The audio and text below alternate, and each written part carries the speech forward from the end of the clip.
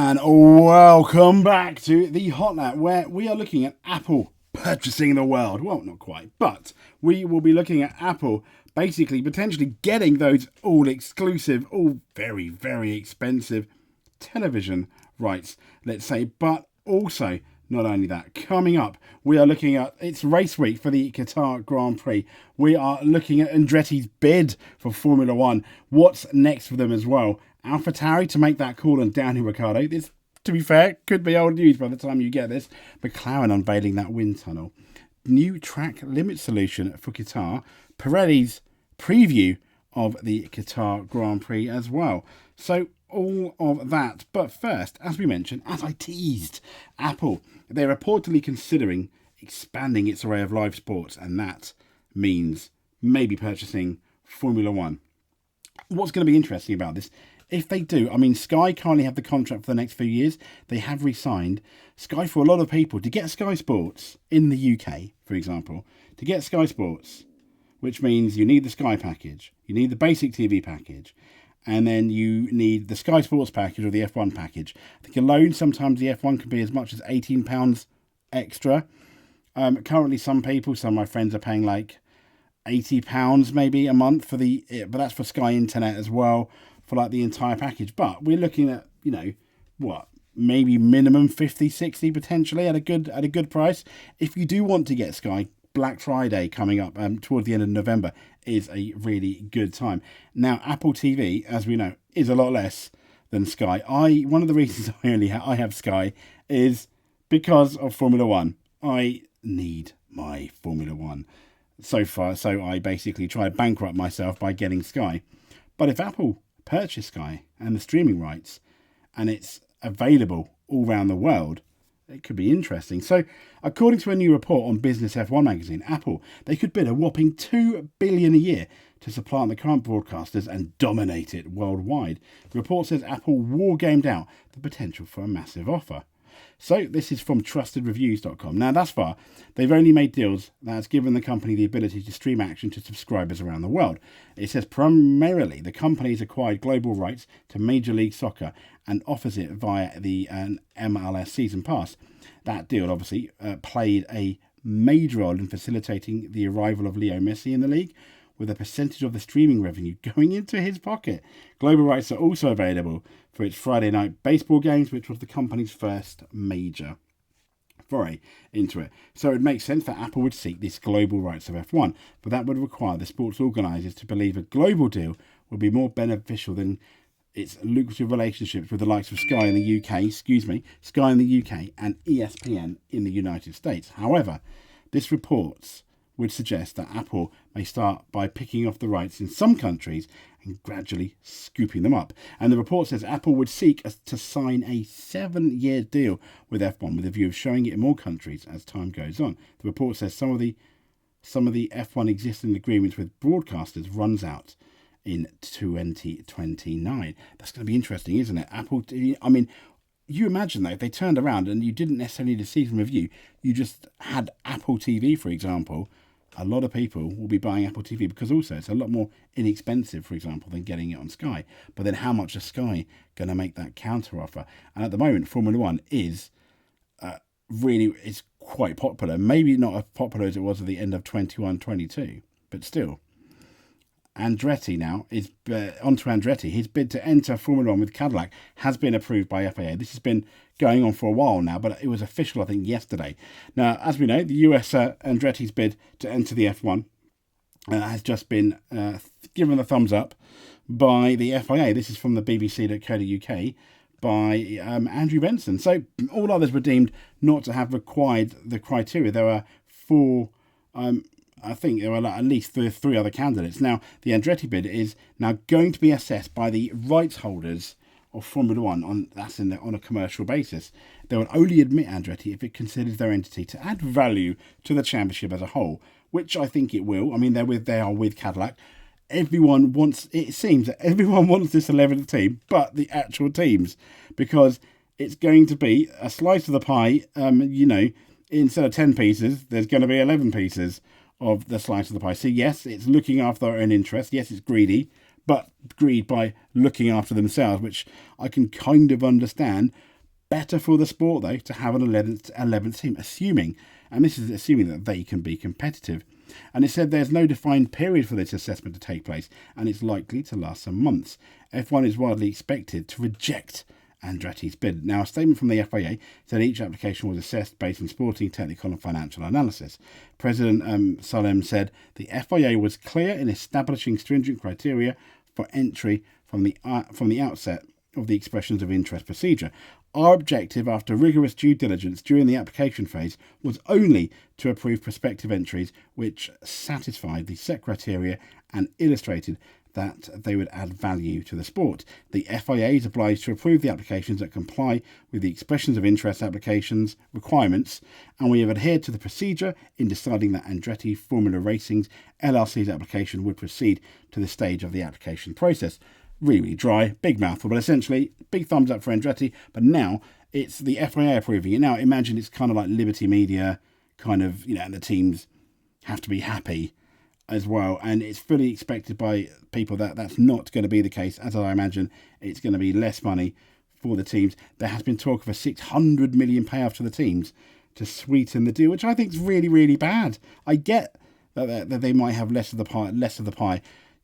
But I think if Andretti proves itself, I think it's really, really selfish. And at what point does your self-interest as an F1 team start to damage the sport as a whole? I think they've got space for 24 cars. So essentially, we could have 12 teams. We have had 12 teams before. I would love 12 teams. It's going to make qualifying a bit more interesting, isn't it, as well? Especially if they are competitive. And as we know, the Cadillac brand is not exactly a small brand. It's, I imagine it's going to be some kind of works deal. It's obviously not for next year or the year after, but I imagine. But it's going to be at some point in the near future. The final four, if you wanted to know, were Andretti, and a partnership between New Zealand's Ronin Cars and Carlin Racing, the junior category team Hitech, and an Asia partnership known as Lucky Sons. And two other candidates, it says, Formula Eagle, led by former BAR boss Craig Pollock, and Pantera Team Asia were ruled out, obviously, at an earlier stage. So I hope, and I think there's Michael Andretti there. Finished on did get points in that 93 season with McLaren before he was Nick de Vries, so to speak, for none other than Mika Hakkinen. But that's obviously a podcast maybe or a chat for another day. But, I mean, I think it's really, really mean if they don't do it. And I think it's so wrong. But let's wait and see if and when it happens. I mean, motorsport.com have basically said, what's next? What's next for Andretti? There he is. Looking a bit older, obviously, than the 93. And he was really good in IndyCar as well. And it said, this may yet be the most difficult challenge yet for Andretti. And it says, although it has proven to the FIA that it has merit on sporting, technical, financial grounds, thrashing out a deal with FOM will be tough, given the existing 10 teams will put the championship under pressure. And the article says, after all, the existing teams have their own vested interests and have been conspicuously cool to the prospect of any new entrants under the current anti-dilution fee. Now, this is set at $200 million, and this is a fee I was talking about earlier that a new team must pay to be fully admitted. This is then separated out between the existing teams, who receive $20 million each. The fee is effectively a way of subsidising any potential losses of income through prize money, TV rights and sponsorship that this 11th team may create.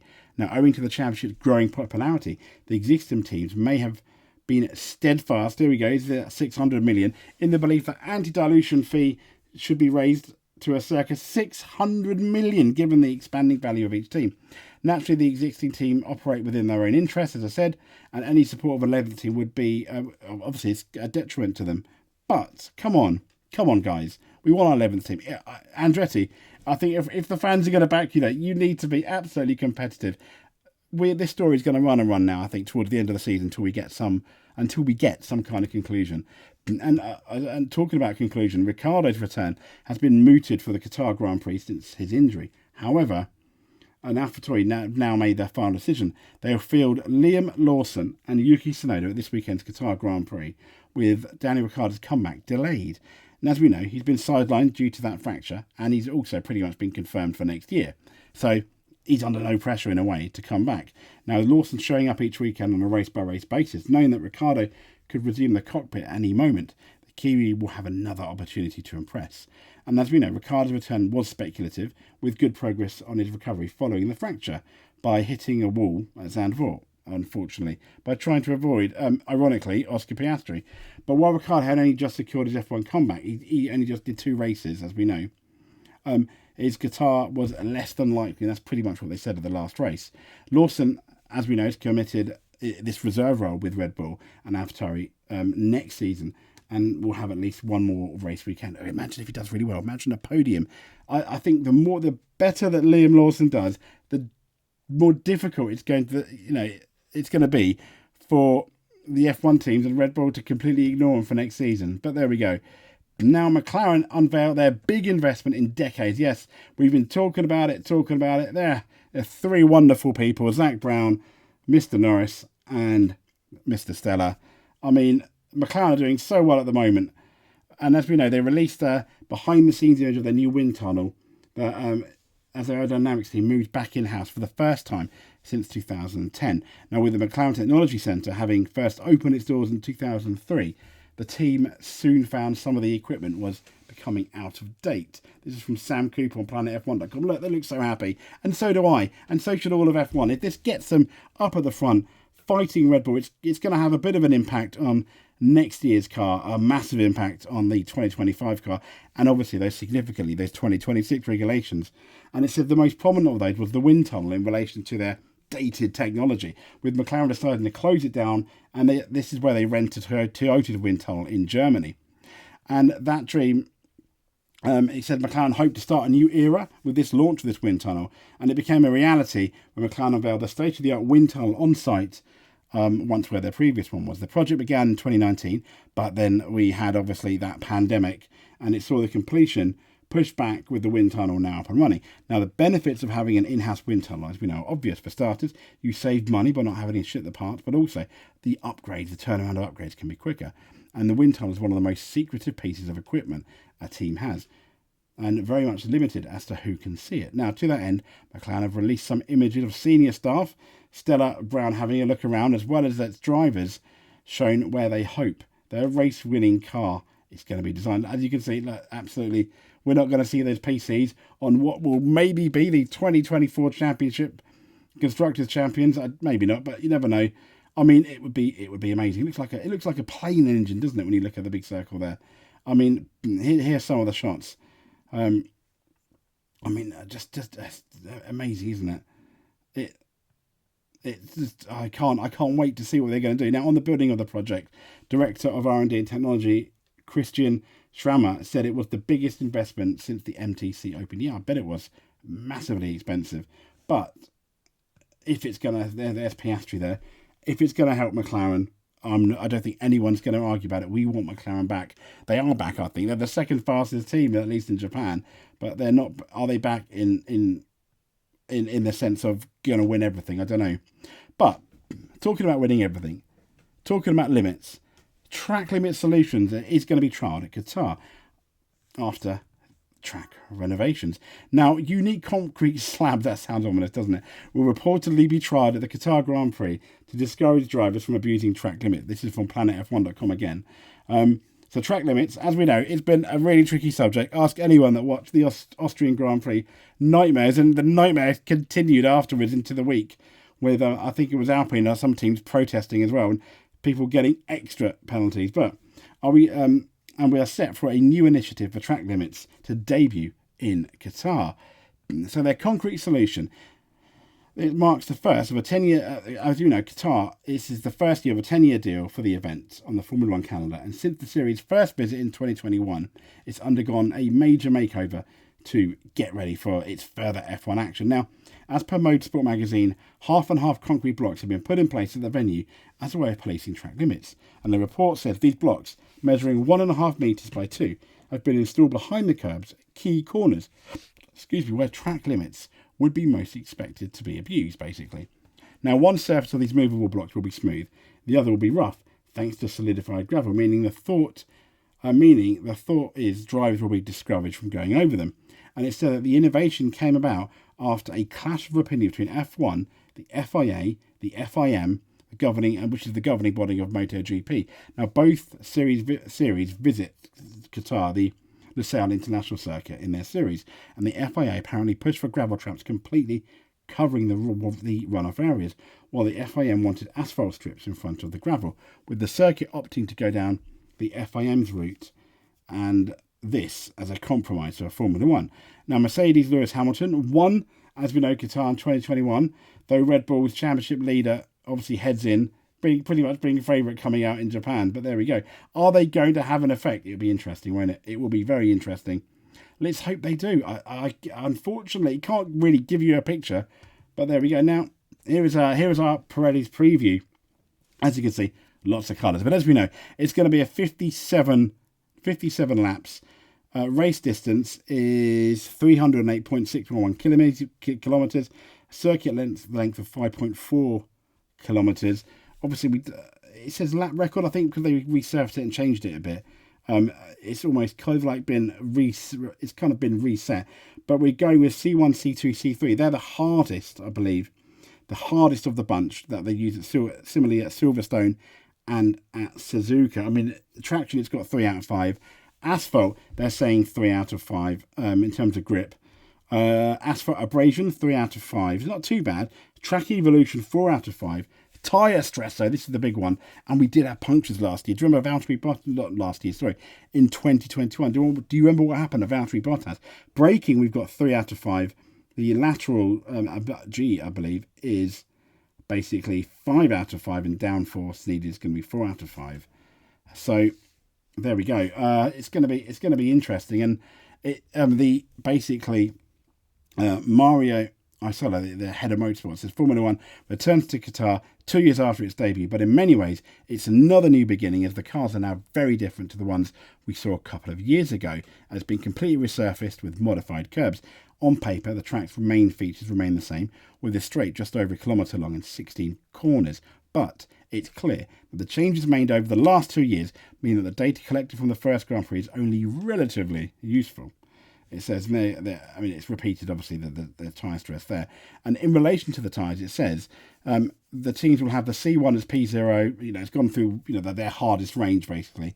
And as new asphalt, there's also a new infrastructure. The pit garages originally designed for MotoGP have been enlarged and increased in number.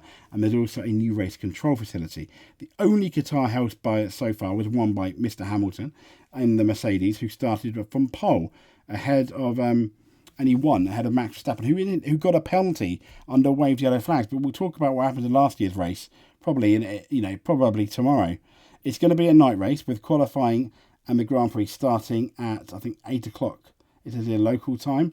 And on Saturday, sprint shootout will start at 4. So ambient temperatures in Qatar are high at this time of year, peaking beyond 40 degrees C. And during the week leading up to the race, but the later time of the sessions, compared to 2021, it should lead to a wider temperature range that was seen 2 years ago. So it's going to be really interesting. Obviously, these night races, it's cars that struggle with grip might have a bit more of an effect. As we know, Singapore, Red Bull struggled, but I think that was more to do with the circuit than the fact that it was a night race. But you never know. We can live and hope for an exciting race, and let's hope we do. So anyway, this has been the Hot Lap. Like and subscribe. We've got a few more subscribers. Once again, I just wanted to give you guys a massive thank you for anyone that subscribes, comments, likes. You are a superhero F1 champion. If you made it to the end, you are indeed an F1 champion in my eyes. Thank you so much. It means a lot when people subscribe. I'm trying to do things better every time. If you've got any idea of how I could do things better, please leave it in the comments. I try and comment on every comment. That's probably the most I've said comments, I think, ever in the space of some kind of like verbal paragraph. But there we go. It's going to be really interesting going into Qatar. A really interesting weekend. I'm really looking forward to it. I'm really looking forward to sharing my views with you guys. And I guess that's pretty much it, because I'm now rambling. I'll speak to you next time. See you later.